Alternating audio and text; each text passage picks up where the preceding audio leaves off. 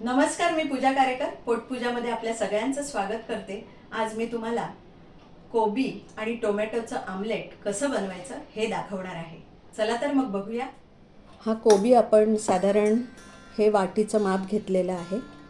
कोबी घेतलेला आहे कापून, त्याच्यामध्ये आपण हे सगळं घालणार आहोत। एक कांदा घेतलेला आहे,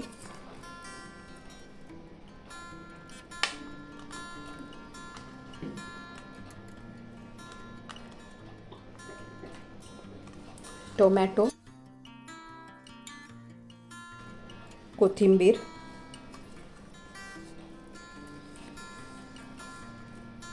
चण्याचं पीठ घेतलं आहे आपण पाऊण वाटी, आणि हे भाजणीचं पीठ घेतलेलं आहे आपण। थालीपीठ भाजणी असते त्याचं पीठ आहे थोडं।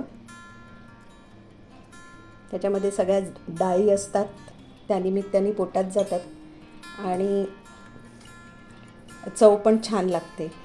भाजणीचं पीठ असल्यामुळे खमंग होतं। धण्याची पावडर, आपला साठवणीचा मसाला दैवज्ञ मसाला, चवीपुरतं मीठ। आता आपण थोडं थोडं पाणी घालून हे मिक्स करून घेऊया।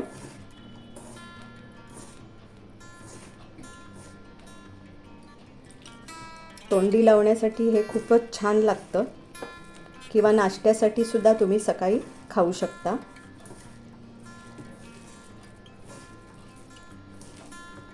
कारण असा कोबी खायला सगळ्यांना कंटाळा येतो, खूप जणांना कोबी आवडत नाही।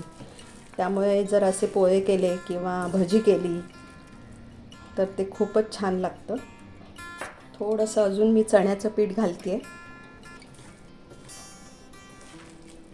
पण आपण साधारण पाऊण वाटी घेतलेलं ते बहुतेक सगळं आपल्याला लागलं आहे। आपल्याला भजी करायची असतील तर असं सुकं एवढं ठेवायला हरकत नाही, कारण कुरकुरीत भजी हवेत, डीप फ्राय करावी लागतात। आणि जर पोळ्या घालायचा असेल तर थोडं पाणी घालायला हवं। तर आता मी त्याचा पोळ्या घालणार आहे, त्यामुळे थोडं अजून नरम करून घेते, कारण तो पोळ्या आपल्याला तव्यावर पसरवता यायला हवा। ही छोटी वाटी भाजणीचं पीठ घेतलं होतं आणि ही मोठी वाटी पाऊण वाटी चण्याचं पीठ घेतलं होतं। आता हे असं झालेलं आहे नरम छान। तर एक 10 मिनटं आपण असंच ठेवून देऊया, जेणेकरून कांद्यालाही पाणी सुटेल आणि आपल्याला अंदाज येईल की अजून पाणी लागणार आहे का, याचा आपल्याला अंदाज येईल। हळद थोडीशी घालून घेऊया,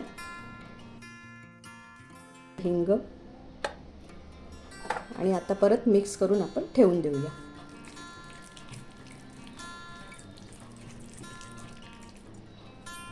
आता हा तवा तापलेला आहे, थोडं तेल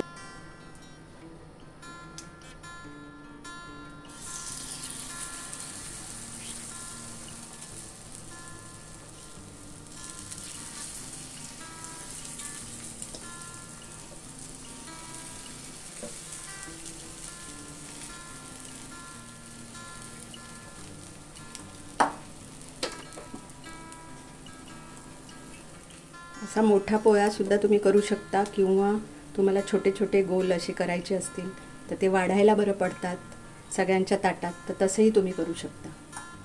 अगदी 1 मिनिट आपण झाकण ठेवणार आहोत, म्हणजे कांदा शिजेल।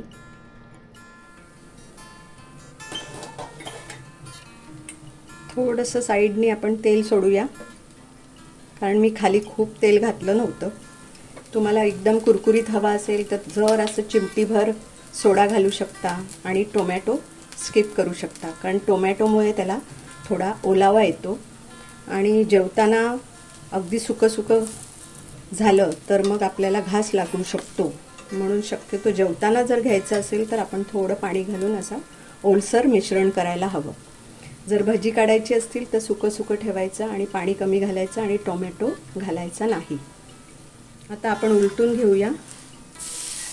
वाव, छान गुलाबी रंग आलेला आहे।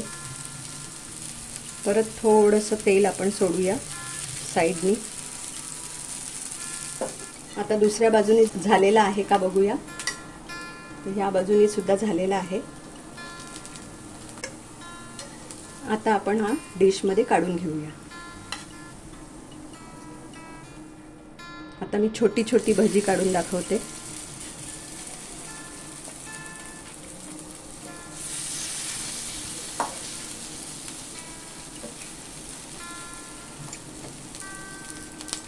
या पोळ्यांचं वेगळे पण हेच की आपण याच्यामध्ये भाजणीचं पीठ घातलेलं आहे, त्यामुळे ती छान खमंग भाजणी असल्यामुळे ते खूपच टेस्टी लागतं.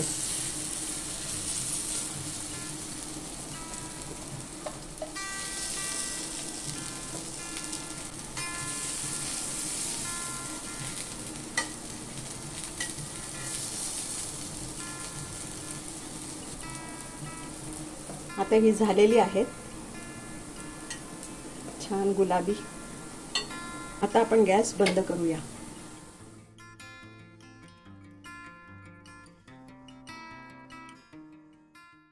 तुम्हाला ही रेसिपी कशी वाटली हे नक्की कमेंटमध्ये कळवा. लाईक करा, शेअर करा आणि सबस्क्राईब करा.